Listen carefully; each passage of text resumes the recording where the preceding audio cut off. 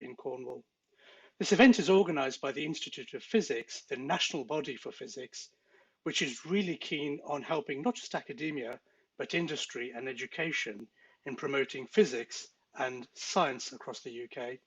Really pleased with today's lineup of special guests. We have Goon we have Spaceport Cornwall, we have the Aerospace Centre of Excellence, and I'm really looking forward to hearing about the plans for Cornwall, the space sector, and also the related space applications industry.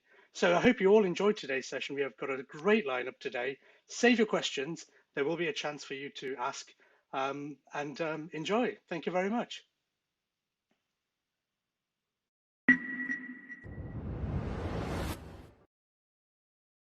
Hello and welcome to this Institute of Physics presentation. My name is Dave Pollard and I'm the Education and Outreach Manager at Spaceport Cornwall. Today you're going to get to hear from myself, Virgin Orbit, Goonhilly Earth Station and the Satellite Applications Catapult, and learn all about the developments in the space sector in Cornwall. So first of all, about me, I'm the Education and Outreach Manager at Spaceport Cornwall. So I work with students from primary school level right up to sort of post university, so masters and doctorate level, to engage them in space and the opportunities that it gives, but also to work with the institutions to make sure there are courses there being put on to help with our sort of talent pipeline into the sector in the future. So I work for Spaceport Cornwall. We're a fairly small team, and Spaceport Cornwall is going to be the first launch site, and we're going to have the first launch in 2022, which will be the first ever launch in the UK. So we're super excited about that. We have partnered with Virgin Orbit, who you're going to get to hear from later, who will be using us as a launch site. And we're also able to work with other launch partners in the same way that the airport has many different flight providers. We're able to work with different space organisations who may want to use the spaceport as a takeoff area or possibly as a landing zone. So you may have heard recently that we've signed a memorandum of understanding recently with Sierra Nevada Corporation, who will be hopefully using us in the future. I'm now going to show you a quick video about Spaceport Cornwall, who we are and what we do.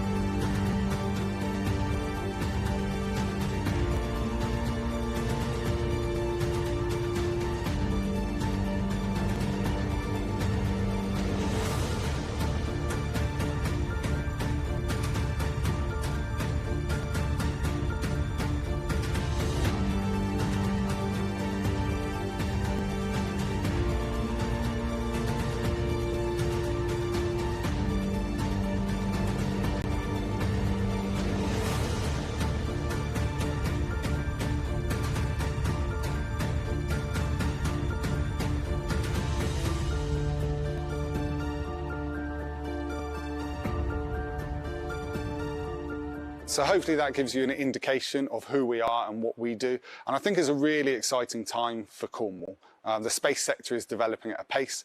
We've already got Goonhilly Station, which is a world-class Earth station.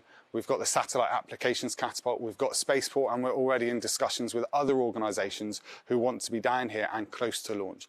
And if we can develop that cluster well, then there's going to be high-skilled, high-paid jobs for future workforce, and students are going to be able to see what they want to be in the future. But also people like you who maybe work in a specific physics profession may think about opportunities of developing into the space sector, or your business using space to help what you're currently doing, and I think all of those opportunities will be here. There's good pots of funding available for research and development through Aerospace Cornwall and the Satellite Applications Catapult, and hopefully that's something that you guys will consider and be interested in. So my role at the Spaceport is all about inspiring the next generation, and in one way it's a very easy sell. I think space is a fantastic hook into STEM or STEAM, I always like to say, but it's about ensuring that there are courses and provision there in the future. So we've had some great news recently about Truro and Penwith College developing an Institute of Technology, and they're going to have some space related courses that they're going to be offering, and also the universities in the local area are really starting to get on board with wanting to offer courses relevant to the space sector, whether that's the upstream, so actually putting things into space, the engineering side of it, or the downstream. So once those satellites are in space and the data is being transferred back down to Earth, how can we use that data to create new products, to create new apps to sort of benefit us commercially, but also environmentally or through health? And those areas are where I see a lot of opportunity in the future, because there's so much data already coming back from space. But it's how do we use that data to really make positive change here on the ground, or support our health or our environment through apps and sort of data analysis. When I talk about courses, there's another one that I haven't mentioned yet, which is Launchpad, based at Falmouth University. This is actually a funded business entrepreneurship masters, so people will get paid £16,000 to study on that. But whilst they're on that course, they've got to create a business with other students that are on the course, and a lot of the businesses that have come out of that have used space data or space technology to create their products.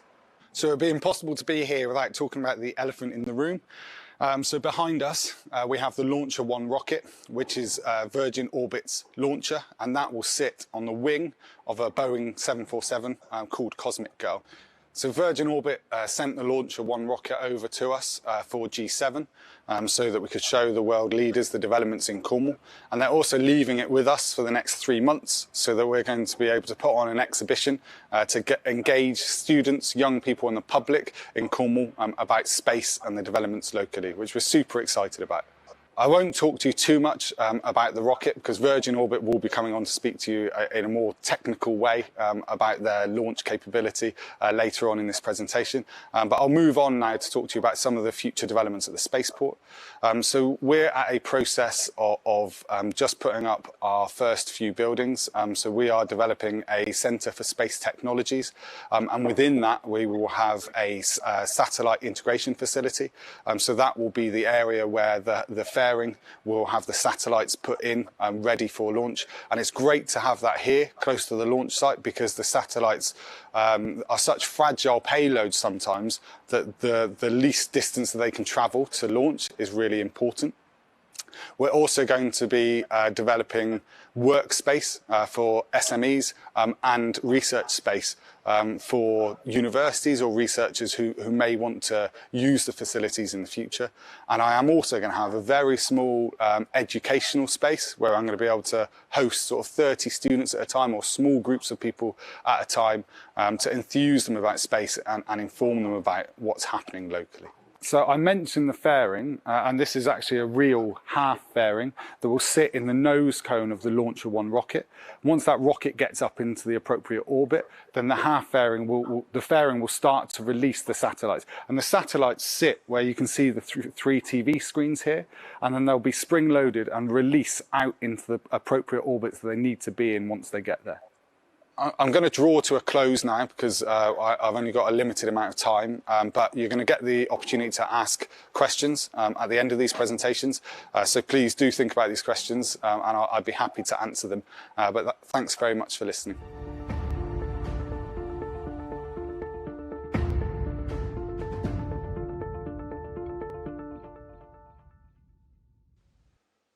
So hopefully that gave you a bit of an insight into Spaceport Cornwall, who we are and what we do. Your next presentation is going to be from Virgin Orbit.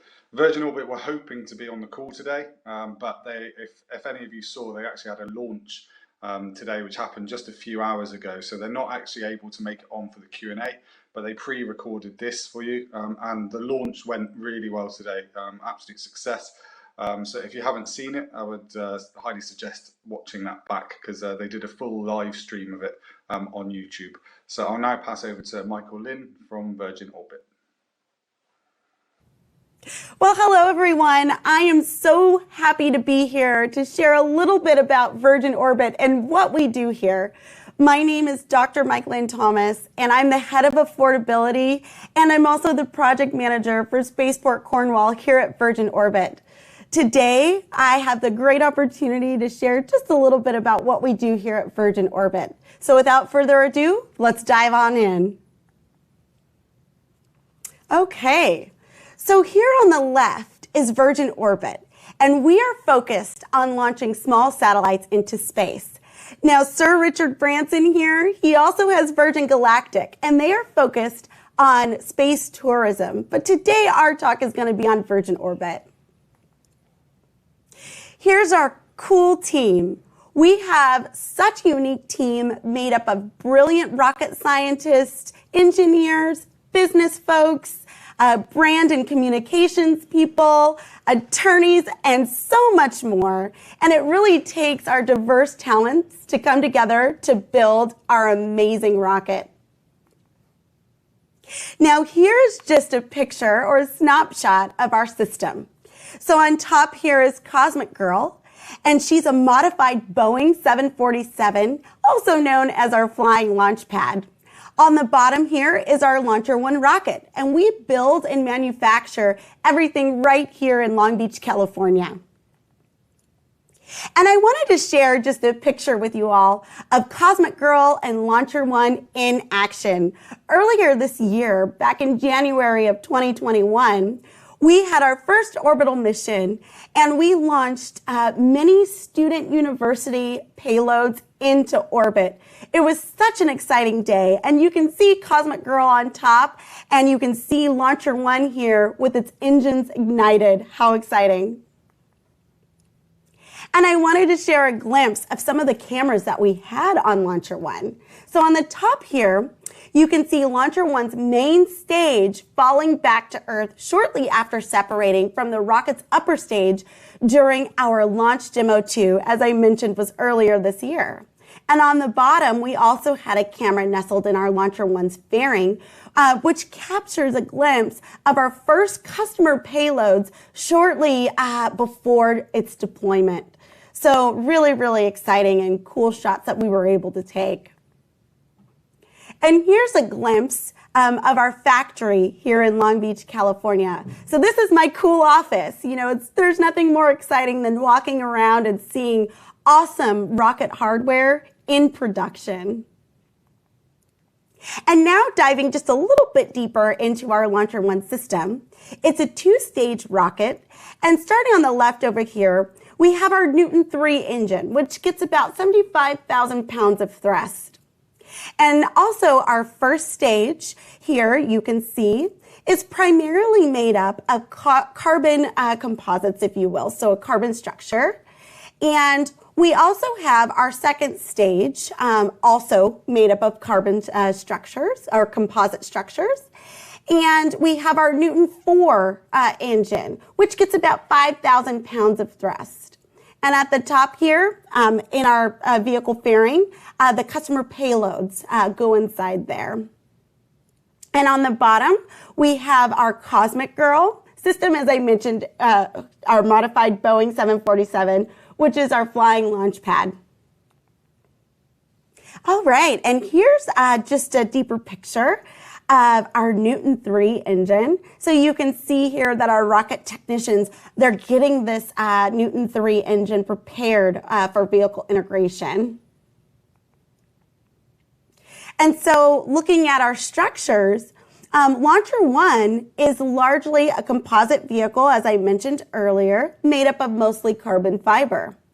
And our engineers here at Virgin Orbit address the complexities associated with manufacturing a robust, lightweight vehicle that must be able to withstand both horizontal and vertical loads. Now, diving just a little bit into our material science and manufacturing, here at Virgin Orbit, we are always pushing the envelope on how orbital class rockets are flown and built. We use additive manufacturing, which allows us to increase performance of components while decreasing cost, lead time, complexity, and part count. We also use powder bed fusion, which uses a layer-by-layer powder bed approach in which the desired component features are centered using a laser, which are subsequently solidified. And we also use directed energy deposition, which is a free-form fabrication process using a coaxial laser and powder blown into the melt pool to create these unique features. And so avionics and software. So avionics is really like the brains of the system. And we have engineers, technicians, and our test team who design, build, and verify this great system. So here's a little flyer. So exciting. So we test all of our parts, our rocket parts out in Mojave Desert. And here you can see our Newton 3 engine going through a hot fire test. And so a little bit on vehicle integration. On the left here, Launcher 1 is being prepped to be shipped to the launch site to mate to our carrier aircraft Cosmic Girl.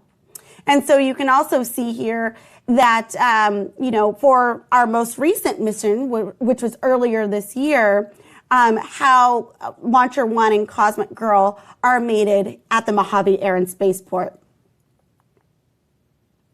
And so our launch and ground operations team fuels Launcher 1 from the Mission Control Center.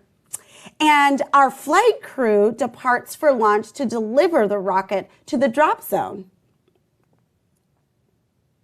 Now, as I mentioned earlier, I'm one of the project managers for spaceport development. And so Virgin Orbit has announced that we will be launching from Mojave, California, Cornwall, United Kingdom, Guam, as well as Oita, Japan, and most recently, Alcantara, Brazil. So we are bringing horizontal launch capabilities to wonderful places all around the globe. And Spaceport Cornwall, how exciting! So we have plans to fly from Spaceport Cornwall as early as next year. And most recently, we have partnered with ABS, which is a United Kingdom-based manufacturer. And they are going to help support us with a transportable ground operating system, also known as TGOS. And that will support launches from Spaceport Cornwall. So here at Virgin Orbit, we are creating the new normal for launch, and we are so excited to have our horizontal launch capabilities around the globe. So thanks everyone today for tuning in. It's been an absolute pleasure. I'm so happy to be here, and I hope you learned just a little bit more about the cool things that we're doing at Virgin Orbit. Have a wonderful day. Great, that was great to hear from Michael, and I hope you found that interesting. I actually, when I gave her a bit of a brief, I asked her to focus on sort of more of the sort of engineering specifics. Some of that, I'll admit, I didn't quite understand, but I've been on lots of presentations with her in the past, and they have mentioned that they use sort of 3D printing quite often, and that's bringing down their lead times to create parts from months to a matter of days. Which I just thought is incredible to hear. So we've heard about sort of the takeoff and actually getting satellites up into space. Next, you're going to get to hear from Olivia Smedley from Goonhilly Earth Station to learn about how we're able to get some of that data down from the satellites to sort of mission control facilities and satellite receiver dishes like Goonhilly.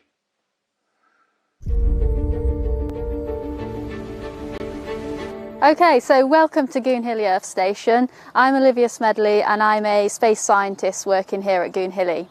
So right now we are by the antenna farm where we have lots of our antennas communicating with different spacecraft that are in orbit around the Earth. So we are supporting all different types of missions here, from geostationary satellites to low Earth orbiting satellites. So you can see some of the antenna in the background here are stationary, and they are actually looking at some geostationary satellites and communicating with those. Now, geostationary satellites orbit around 36,000 kilometres above the surface of the Earth, above the equator, and due to this orbit, they actually have the same orbital rotation period as the Earth's rotation period. So they stay in one spot over the Earth as they orbit around. On the other hand, we also support low Earth orbiting satellites, which move a lot quicker across the sky. They're much closer to the Earth and can orbit the Earth in around 90 minutes. So we need antenna that can actually track these fast moving satellites, and you may actually see the front dish here moving quickly to track some of those satellites. So we support a whole host of different types of missions here, from near space to deep space. Here we are at Goonhilly 6. Goonhilly 6 is the largest antenna that we have here on site, and it's 32 metres in diameter. It was originally built in 1984 and used to communicate with geostationary satellites. However, as technology has improved, we no longer need these large dishes for communicating with satellites that are in geostationary orbit. So after months and months of upgrading, this antenna is now capable of deep space communications, so communicating with spacecraft that are as far away as the Moon and even Mars. Here we are in the main equipment room of Goonhilly 6, and here we house all the equipment that enables us to communicate with these spacecraft that are in deep space.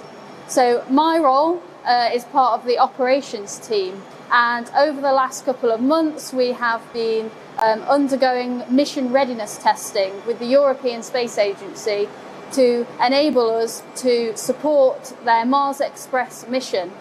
Mars Express is a Mars orbiter, and Mars is actually over 1/3 of a billion kilometres away at the moment, which means that when we send a signal to the spacecraft, it actually takes 40 minutes for the light to travel there and back to Earth. We actually sent our first operational command to Mars Express a couple of weeks ago, which was to fix an issue on board the spacecraft. So that was extremely exciting. And we have lots more exciting missions that we're going to be supporting with Goonhilly 6, other European Space Agency missions such as Integral and Gaia. And we have also recently announced that we'll be supporting Intuitive Machines' mission to land on the Moon, and that launches in early 2022. Goonhilly 6 is just one of the antenna we have here on site at Goonhilly Earth Station, and we have lots more exciting projects going on here as well. So thanks very much for watching, and I hope you've enjoyed learning a little about what we do here.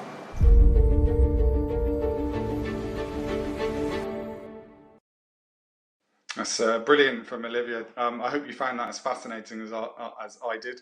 I got to watch that video last week and I learned a lot about Goonhilly. And you're going to get to ask Olivia and the CEO of Goonhilly, Ian, questions at the end of this. So if you have any, please start thinking about them now. So we've learned about getting satellites up into space, how we bring that data back down to Earth. Now we're going to hear from Conrad Gillespie from the Satellite Applications Catapult, who's going to talk to you more about what can be done with that data and what opportunities there are.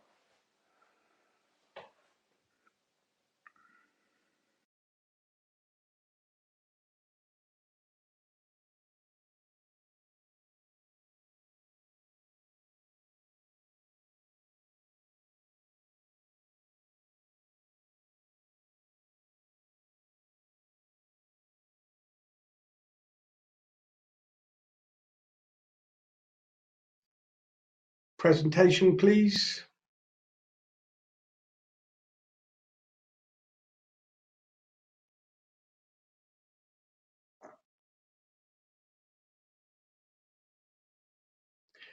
Okay, so the UK government has high aspirations for the space sector, having committed significant investment to build national capabilities, support STEM initiatives, and grow international collaborations.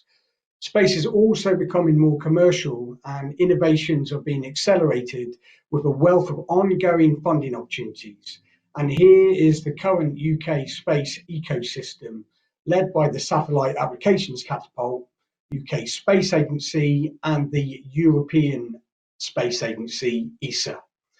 The network connects regional centres, including the Southwest Centre, and new space clusters are currently being developed throughout the UK. We can provide wide-ranging facilities, technologies, and equipment to support innovators with space-related concept ideas and the research and development of new innovative products and services. Most of these facilities are within the Harwell Space Cluster. However, Goonhilly Earth Station is a key partner. The Southwest plays an important role in the thriving UK space economy. The aim is to help to grow the Southwest Space Cluster by supporting innovators and researchers to develop and commercialise space technologies and satellite applications.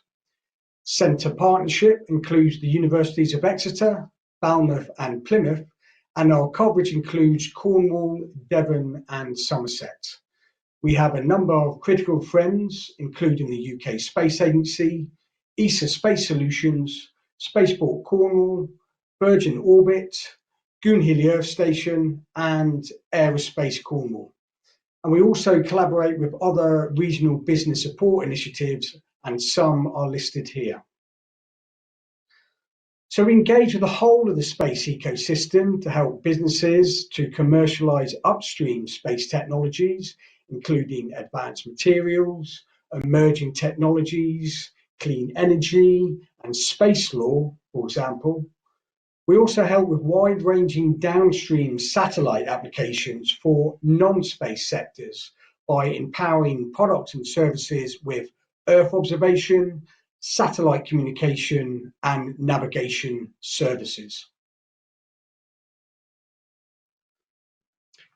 From a technical point of view, we can help innovators with universal connectivity, which is vital for autonomous vehicles and their development, for example, geospatial intelligence, including Earth observation imagery for environmental intelligence, access to space, which includes launch and microgravity services, and emerging technologies, including OneWeb, 6G communication services, and manufacturing in space.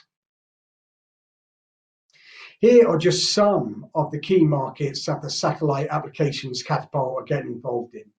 So if you're interested in developing your career or work in these particular areas, then satellite applications can definitely help you.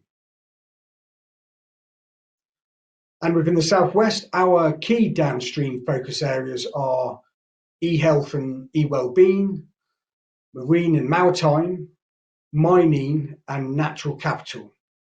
So within e-health and e-wellbeing, satellite applications can have a crucial role to play in improving how healthcare and wellbeing services are delivered by providing remote monitoring and early diagnostics for people living in remote and rural locations, for example, and facilitating advanced medical decision-making services. Within marine and maritime, data from space is vital to the maritime industry, including the tracking the location of vessels and seagoing traffic for the sake of safety and economic efficiency. It is also plays an important role in monitoring the marine environment and its sustainability. Within mining, satellite technologies can create operational efficiencies within the mining sector, whilst empowering local communities and improving environmental sustainability. And for natural capital, Remote sensing data can unlock the value of our natural capital, including agri-tech, environmental intelligence, and sustainable productivity, which can lead to wide-ranging social, economic, and environmental benefits. So, here are some of our key offerings, and they include horizon scanning and insights around key market challenges and funding opportunities. We connect people and can coordinate and support collaborations with key stakeholders. We have open space hubs, which is a network of collaborative offices and hot desking facilities that we can provide to startups, innovators, people with bright ideas throughout the region when it is safe to do so and the time is right to open back up. We have thematic specialists in the focus areas mentioned earlier. Also, we offer a range of business support initiatives like the Space Tech Business Incubation Programme for startups, challenge workshops, technical experts to help innovators accelerate their innovations. And we foster project consortia for collaborative funding proposals, including international collaborations. So in terms of current funding opportunities, here's just a selection. So DASA and DSTL are seeking innovative ideas to promote space resilience and develop future space technologies to enhance and protect space military, but also civil protection. In terms of ESA Space Solutions, these are some of the funding opportunities available at the moment, and they're very diverse. So there's one around smart and uncrewed shipping, all around marine innovation. We have one on space for hydro energy sector, and there's lots of different funding calls coming out around clean energy. We have one on future hospitals and health innovation and meditech. But also, we also have a call to help with the rail industry and also safety and security. And there's lots more, there's more coming out, and we can get people together, and it really doesn't matter who the funding or funder is. It could be Innovate UK, UK Space Agency, or a whole wealth of other funders out there. So please contact me to explore further, and we can collaborate to make things happen. And just a bit of a flavour of some of the collaborative projects that we're involved in at the moment. So again, they're very diverse. This one is called Connected Healthcare, and it's led by Goon Hilly Earth Station, and it's all around people living in rural and remote areas in Cornwall and Scotland to have satellite-enabled services, including live video feeds with their doctors and elsewhere. And the future is all about remote sensors, also AI, and then humans adding value when needed. Another one is called Cybership, and so it's a maritime cybersecurity project, and it's an important growth area. So our Marine and Maritime lead from the University of Plymouth heads up the Cybership Lab to improve maritime safety and security.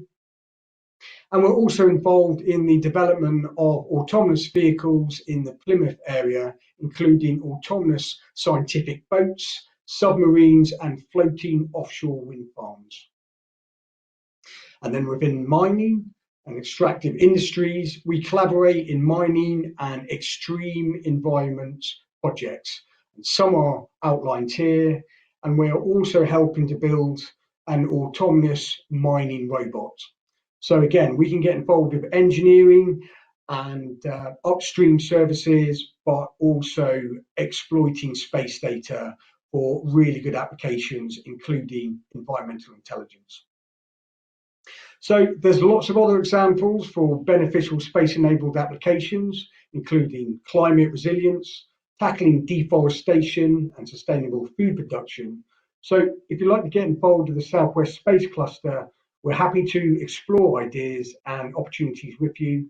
So let's connect. We're here to help, and happy to answer any questions a bit later on. So thanks a lot.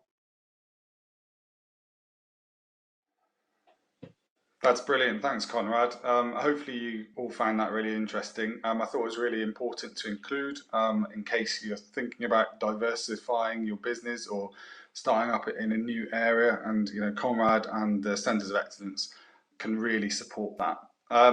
So that's the end of the actual presentations that we're going to give you.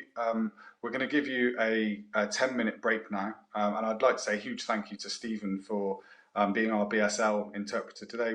We've never done a presentation with a BSL interpreter, and it's just been great to have you.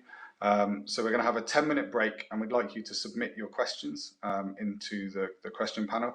And then when we come back, you're going to have Conrad, myself, and then Olivia and Ian from Goonhilly Earth Station, who will answer the questions that you have.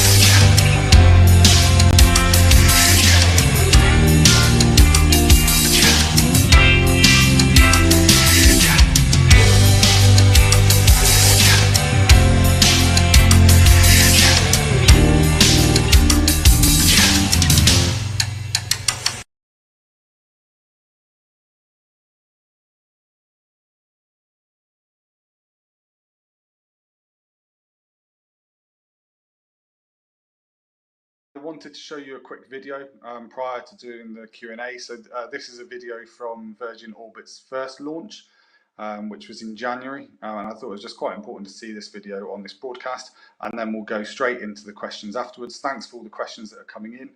Feel free to sort of submit any more throughout the next sort of half hour, 40 minutes.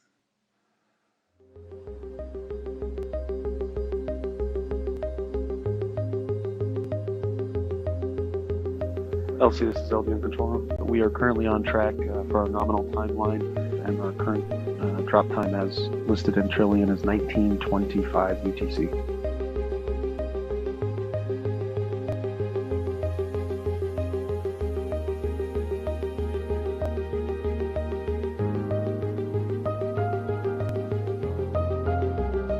Planar controller and flight crew has been boarded the aircraft. Cosmic Girl, this is Orbit Base. You are go for takeoff. Copy, go for takeoff. Altitude 3000. And Orbit Base, Cosmic Girl is starting the turn to the inbound. Pulling now. Pull. Pulling. Release. Release, release, release. Release. IST's ignited. Confirm Newton 3 engine startup. Max Alpha achieved.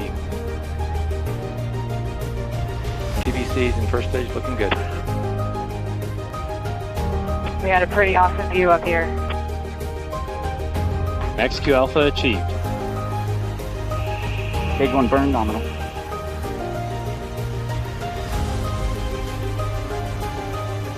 Stage set, brake wires broken. Newton 4 startup complete. Recovered, and we are now returning to base. Bearing, brake wires broken. Launcher 1's in space. Sounds like the blue skies want to fly. This is Radiohead on control. Mauritius has confirmed acquisition. Payload separation confirmed.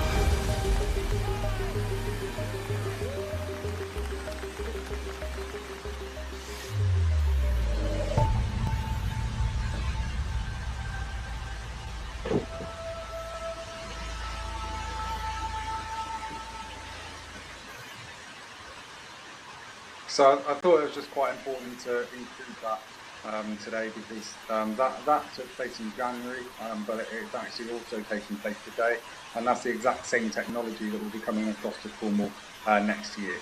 So going to get on to the questions now. We've had some great questions come in already. So I will start with the first question we had in, and I'm going to pass over to Olivia for this one, I think, and that is, what STEM careers can young people in Cornwall look forward to? Yes, I think it's a really exciting time for space in Cornwall at the moment, and there will be so many opportunities in STEM careers. So here at Goonhilly, for example, we have a real range of roles on site, and we have people from lots of different backgrounds with lots of different skills, from mechanical engineering backgrounds to astrophysics backgrounds like myself. So on site at the moment, we've got a real growth in the deep space operations side of things, and there will be lots of opportunities in operating our deep space antenna here on site. And I've actually been part of that team and learning and building up my skills with how to do that. So it's a really exciting time, and not just at Goonhilly, you know, with Spaceport Cornwall and all the other companies in space in Cornwall. There's going to be a growth and real opportunities in different STEM careers. Great, thanks, Olivia. Just putting you on the spot, but what was your route into the sector and into the job that you're in now? I've always had a passion for space ever since being young, and kind of dragging my telescope out across the garden to look at the stars. So I kind of followed that passion through and studied astrophysics at Bristol University for my undergraduate. After that, I actually decided to go into teaching, and I taught secondary school physics for a number of years before deciding I wanted to get into the space industry myself. So I started studying for a master's in space science and technology with the Open University, which I'm still actually studying towards now part-time. That, and then I got a role at Goonhilly a couple of years ago. So it's an amazing place to work and so many exciting things happening. So yeah. Amazing. That's great. Thanks for that. I'm glad I asked that question actually, because that's a fascinating route into the sector. Okay, I've got a question next for Conrad. I'm going to combine two questions. So one was, what are some examples of space applications using data from space? And then someone else has asked, who works in the NHS, has asked about how satellite applications can help their patients. So if you've got a few examples of sort of general uses and then some around health, that would be brilliant. Yeah, certainly. Yeah, so when it comes to space-related applications, so from the Earth looking outwards, satellite data can really help. So we're working with researchers to explore and search for exoplanets, for example, and also space weather and microgravity services. And we're also talking to small SMEs that have got some amazing ideas about developing and designing a rover for the moon or Mars to be able to collect water samples or minerals, for example. So satellites are needed to be able to communicate with these rovers and autonomous systems effectively. So that's looking out.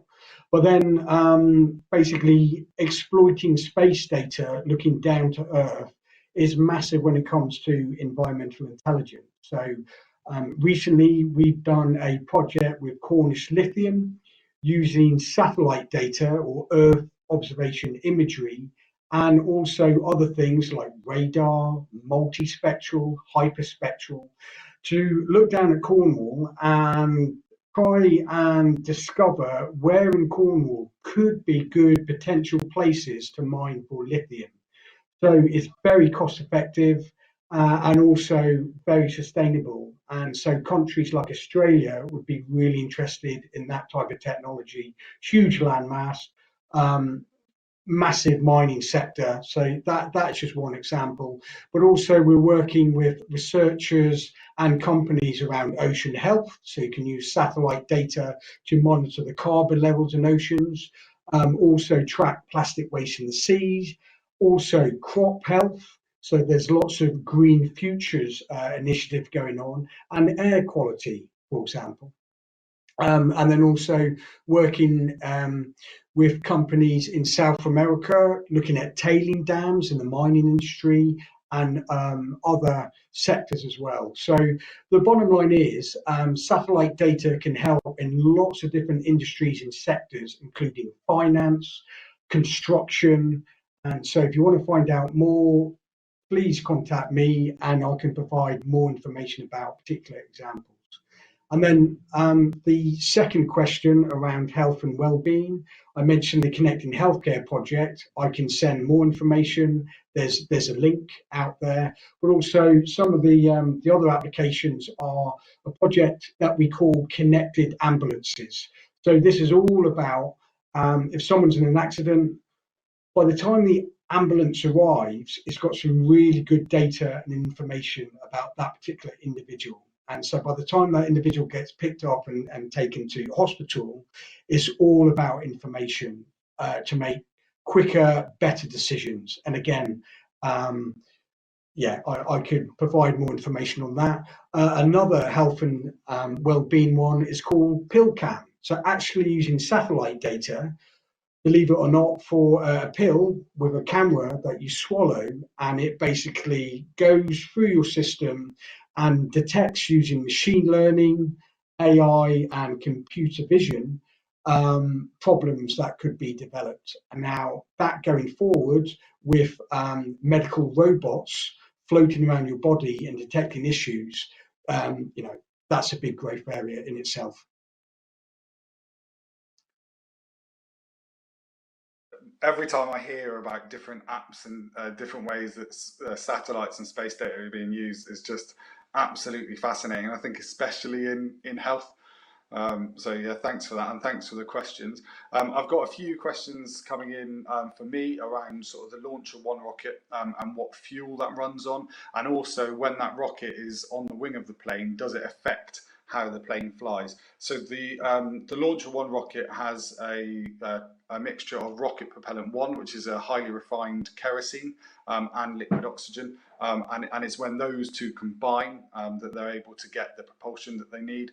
And then in regards to the launch of one rocket being on the wing of the plane, it doesn't really affect the plane a particularly large amount. So where that rocket is docked, that was actually when it was a Virgin Atlantic plane, that was where a spare engine could be transported across the world.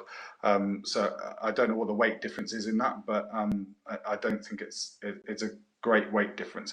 The thing is, when that rocket does, when the plane does fly up to sort of 35,000 feet and drops the rocket, then the fuel is actually held in the other wing of the plane, and when that rocket drops off, there's a valve that will open and then let that fuel into the other wing of the plane and help rebalance it for when it's coming back to land. It takes about 5 minutes for the fuel to go through and help rebalance the plane, and the plane doesn't feel it too greatly, but it's still useful to have done. So yeah, thank you for those questions. I've now got another question for Goonhilly, and every time I do a presentation with Goonhilly, this question comes up. And that is, are there plans to reopen a visitor centre at Goonhilly? Ian. Yeah, we would love to reopen the visitor centre. There is a visitor centre there. It was closed down, unfortunately, before we took over the site. And we've been concentrating on building up the business and doing the good work that you heard from Olivia before. So one of these days it will be on our it'll rise up our list of things to do. In the meantime, we do engage with an awful lot of people from Goonhilly, and we have a huge program of working with schools and universities. So we try and make up for it in that way, and you can get close to the site as well. With the there's a public car park nearby, and you can walk around the perimeter. But unfortunately, it's not open at the moment. Just quickly though, Dave, answering the previous question on applications of satellite into the health sector. Perhaps not directly an application of the satellite data, but the whole sector is a sector, as Olivia said, with people with very diverse skills, and particularly talking to this audience in the Institute of Physics.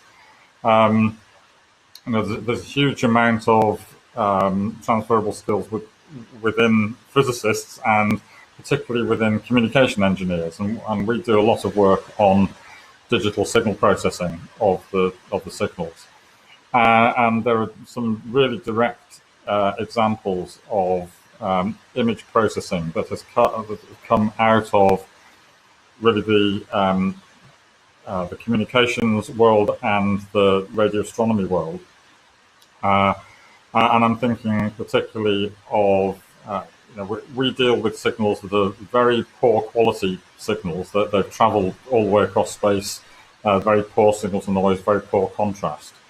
And they're very typical of the type of, sometimes the medical images that you get.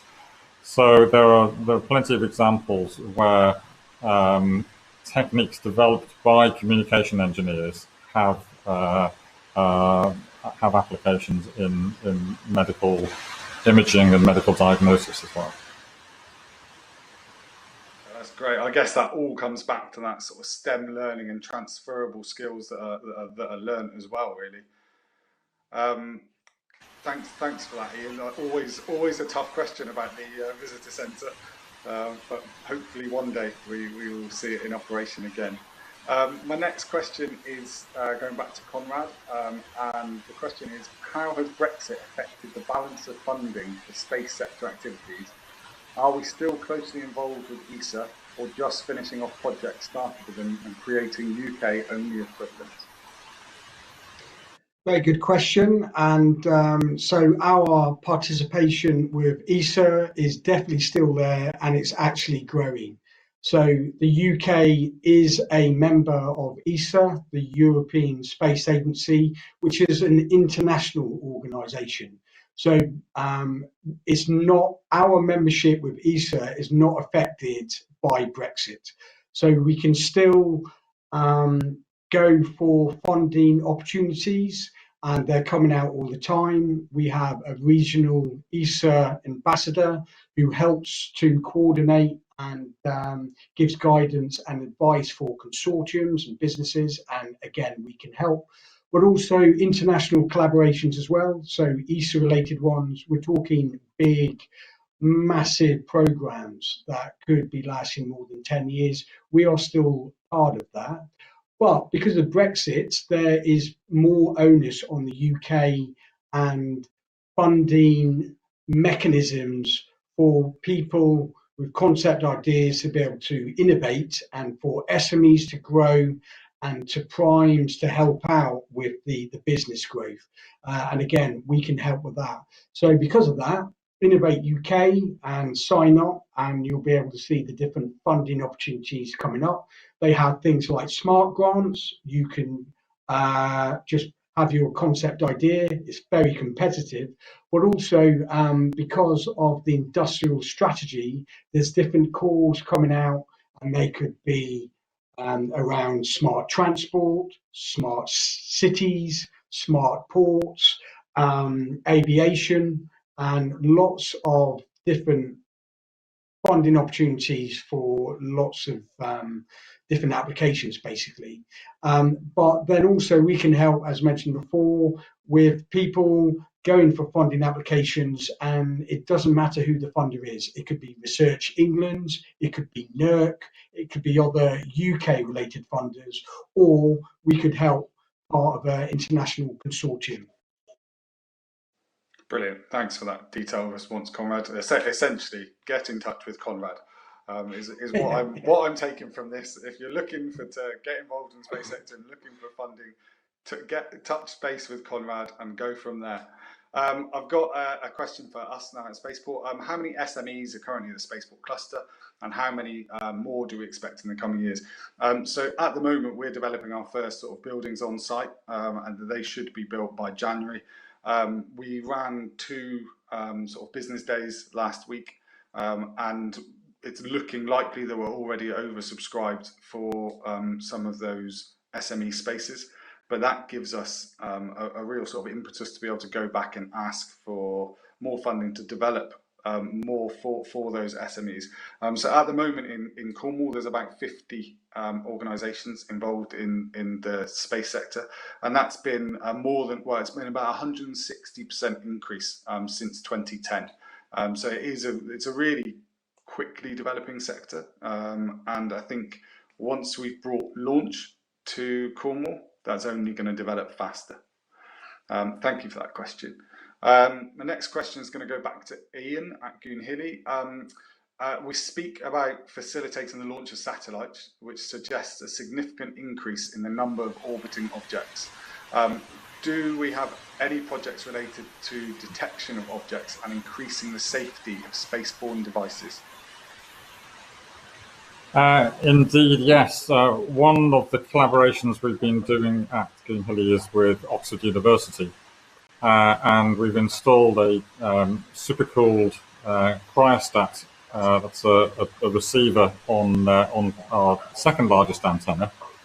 That achieves a temperature very close to absolute zero, about 8 or 9 Kelvin, and by cooling the receiver down to that temperature, then we pretty much eliminate all of the noise in the receive chain, if you like, and that makes an antenna which is very capable of spotting space objects, space debris, and satellites that perhaps might have lost their way, or may deliberately be doing unusual things. So recently we tracked a mission called MEV2. MEV was stands for Mission Extension Vehicle, and it was a planned satellite, very James Bond like. So a satellite launched into geostationary orbit, and its role in life was to go and grab onto an existing but old geostationary satellite and provide it with some more fuel, essentially, provide it with an extension to its life. And we were able to track the rendezvous of those two satellites and the connectivity using the antennas we have at Green Hilly. And then, again, working with the radio astronomy community, radio astronomers build networks of antennas called interferometers, where you interconnect multiple antennas together. And again, this creates not only a very sensitive network, but a network which can scan across the sky. And we're looking at a number of different projects where we can use radio interferometers. Normally, when astronomers are looking at the sky, they'd like to see a nice, clean, clear sky with no interference. And satellites pop up within their images. So we can use what's normally an annoyance to radio astronomers as a means of detecting and helping to monitor where objects are in space. You mentioned the docking of the satellite. Has that been done very often before? It's been done twice now in geostationary orbit. So yeah, just a couple of months ago was the second occasion when it was done. And obviously, this is it's an interesting technique for reusability in space. And obviously, it's been done. You know, right back from the early Gemini days and Apollo, and then right through human spaceflight, it's been done. And with the International Space Station, the autonomous docking of robot ships to the space station is done on a regular basis. But this is the first time, essentially, a commercial geostationary satellite has had its life extended by this method. Yeah, amazing. Thanks for that. The next couple of questions, I'm going to go back to Goonhilly with Olivia, and the questions are: what opportunities exist for data engineers in the expansion of UK space operations? And secondly, similar question really, what type of jobs are likely to be created in Cornwall, research or only operational? And I can jump in on the second part of that question as well. Okay, yeah. So at Goonhilly, we are also developing a Space AI Institute. So I think there will be opportunities in that area. So in looking at applications of space data, like what Conrad has been talking about as well. So yeah, it's not just operational opportunities here, but a real mixture, I'd say, a real range of opportunities should be available from, you know, operational research and yeah, lots of other opportunities really. I don't know if Ian has anything to add to that at all. Or... Yeah, I think one of the big buzzword of the day is AI and machine learning, and taking these techniques of using big data sets to allow the computer to compare and find differences in the data sets and learn and give us information out of those data sets. Again, one of the skills in satellite communications and in in digital signal processing is actually working with real-time data. And for all of the techniques that have been developed in AI and machine learning over the last couple of decades or so, it's sort of setting aside all of the hundreds of years of physics learning that we've known. So we're very interested actually in sort of bringing those two together and saying, okay, the techniques of convolution that are involved in machine learning are very useful, and we've invested in building supercomputers at Goon Hilly that can do those calculations at very high speed. But we're also interested in the R&D around using signal processing techniques, physics-directed algorithmic techniques, and Bayesian analysis to really bring that to look at a different way of acting on real-time data rather than relying on very large data sets in order to do machine learning. And I think there's a big movement now, especially with what we need to do in terms of the response to the global warming and climate change, in terms of using satellite data and essentially creating, digital twins and of systems, so that we can understand and really make whatever corrective actions we need to make and understand those and to be able to simulate those. So we're very interested in all of those aspects at Goon Hilly, and we certainly intend to develop partnerships and to expand that capability here. Great, thanks both.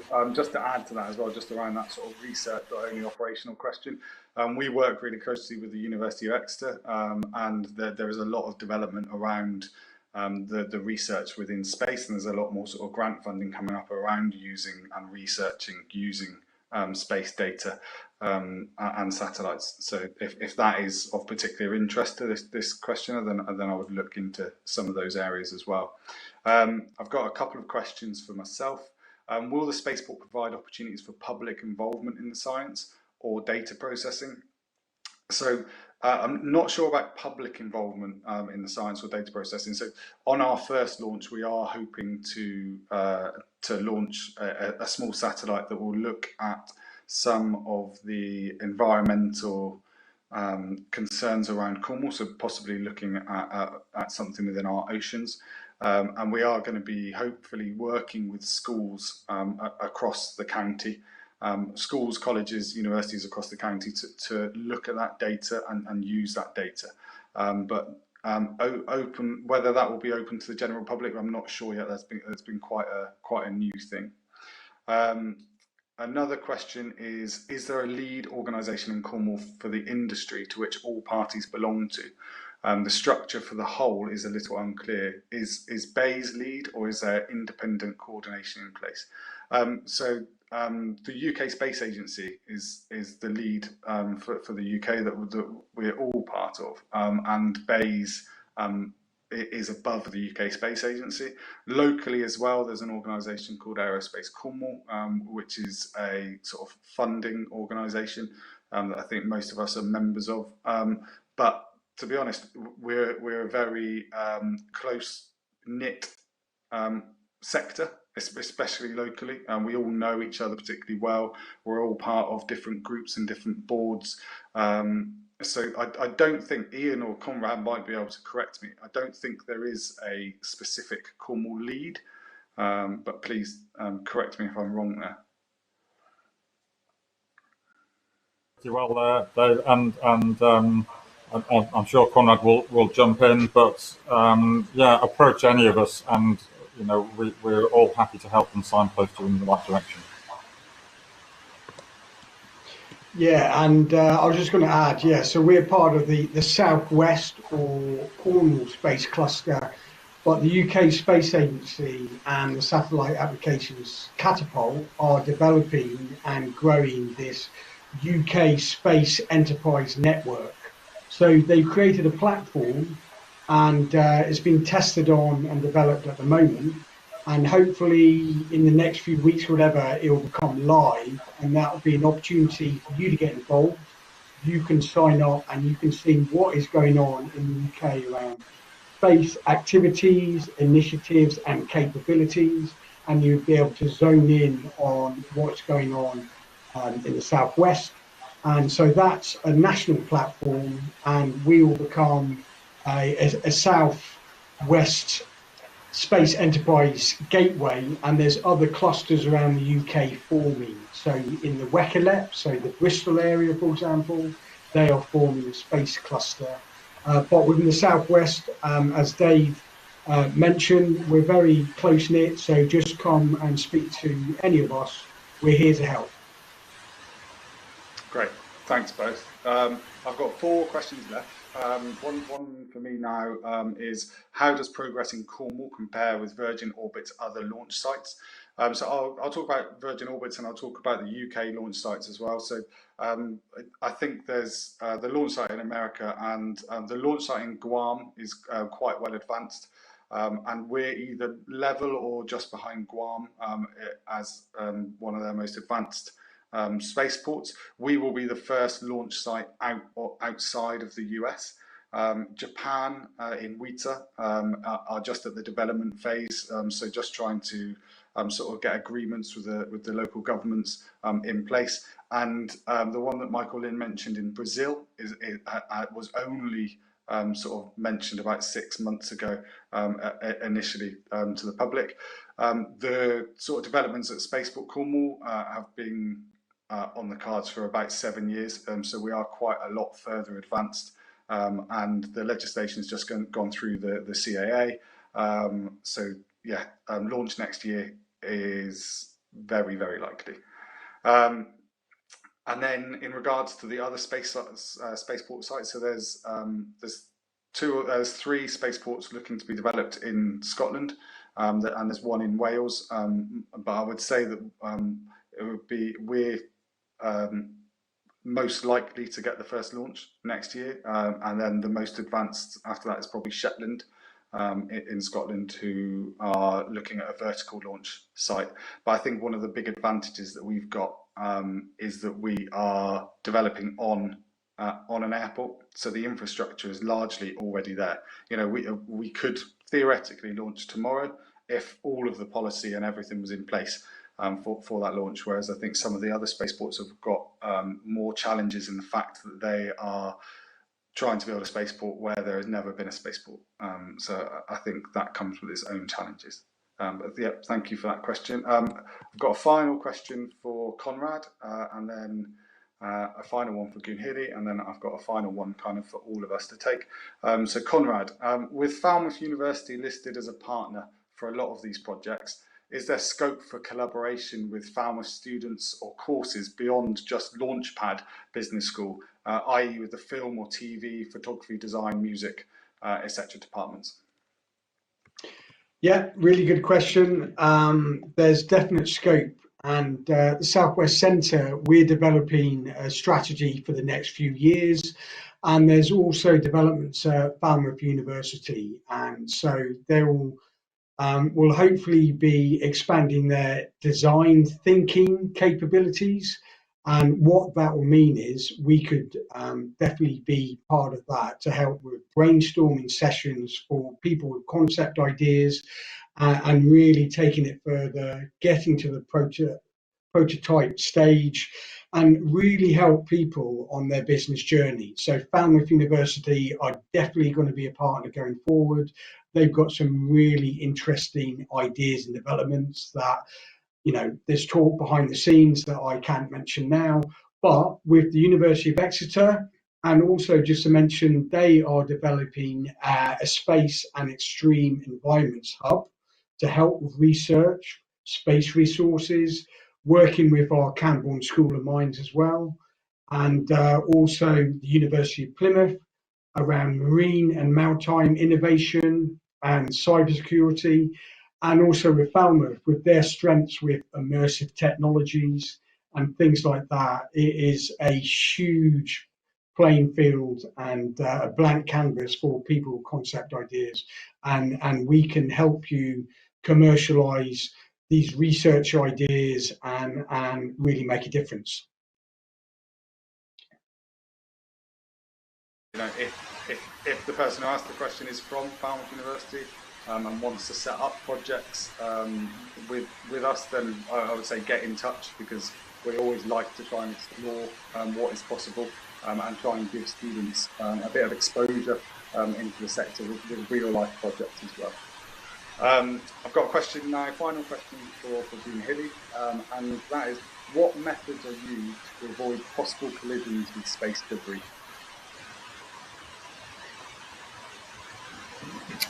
Shall I go first? Liv, and you can add. So every space object is tracked. In fact, I think I may actually have my party case now. I couldn't. I'll grab it.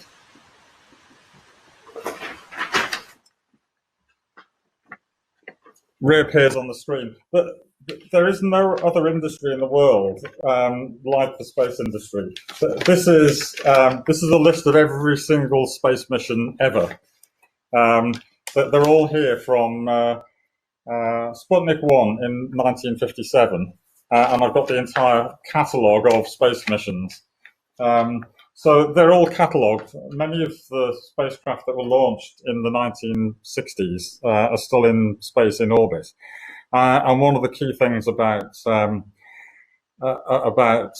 Newtonian mechanics, as you all know, is that we can predict those orbits very well. So each object is given a designator, so it has a unique number for that launch, and then as pieces fall off, whether intended or not, they're given a sub-catalogue number, and those are all tracked at the moment by the American military, but the catalogue is a public catalogue, so you can just log on, type in the catalogue number, and you get the Newtonian orbital mechanic numbers, and you can just plug those into a computer and get the details.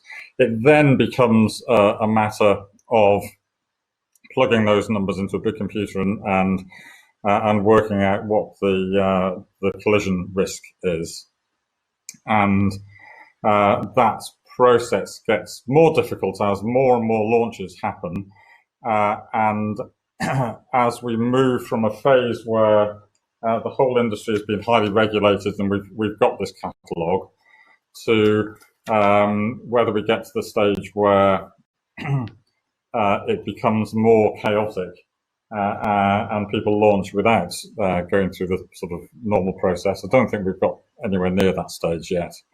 But it's you know, as more and more objects get launched into space, it becomes harder, but it's a computational problem after all. Great, thanks, Ian. Olivia, did you have anything you want to add in around like specific satellites and how they may, if they are on a collision course, how they may not be on a collision course? I don't think I've got anything particularly to add to what Ian said there, just that there is a good website you can go on called Stuff in Space to actually look at them in real time. So it's quite a good one to check out. Great, thank you. And I do know of organisations like sort of Avanti Communications that can communicate with satellites just to move them out of their orbit slightly and then bring them back if it has been identified that they're going to be on a collision course with something flying through space. Okay, we've got one final question, and I've saved one of the most important questions for last, and that is, how can we reassure those concerned about the environmental impacts of space?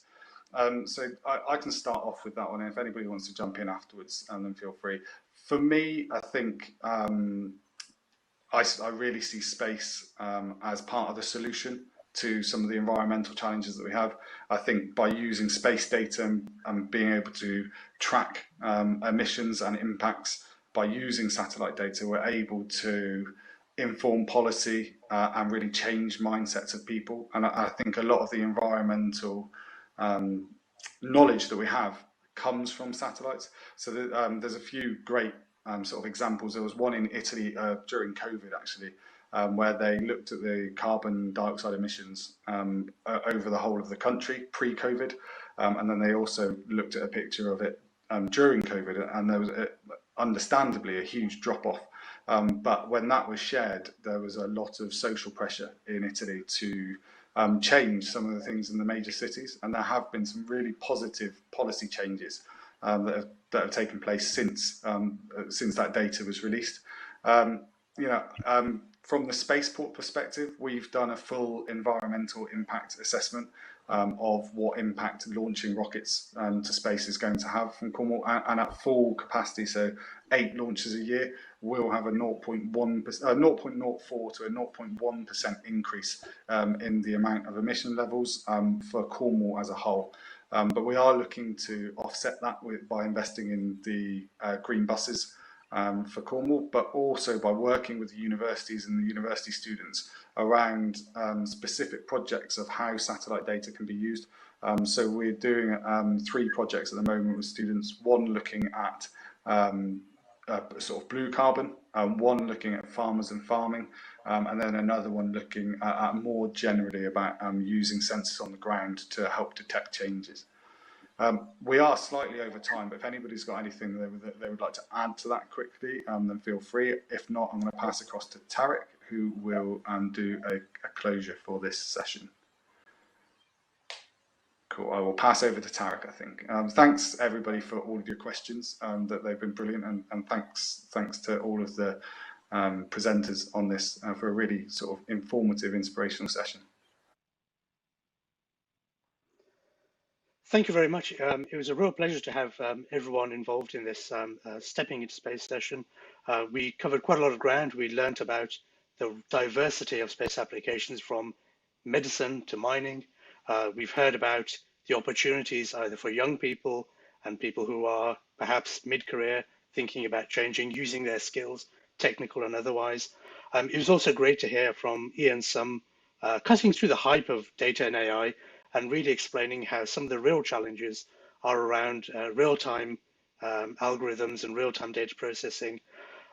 So I think the message for me is that there's a lot happening in Cornwall. We should keep talking about it and raising awareness. The sector, technology and space, is growing. There's a lot of enthusiasm, and people will always say that when they visit Cornwall and meet us, they can tell that there's a lot of collaboration that happens. I think growing the community is part of the challenge, the community that underpins the people who work in these sectors, who can learn and share from each other. So it's quite an exciting time. The Institute of Physics is really pleased to have hosted this. We've learned a lot. And I think the final message for people listening in and joining in this session is get involved, contact everyone here. If you have ideas, if you have questions, get involved in some of the community groups, get involved with the aerospace organizations, and they will help you and point you in the right direction to get your ideas off the ground. So thanks very much, and thank you everyone for giving us your time and sharing what an exciting things that you've been working on. Thanks very much. Thanks.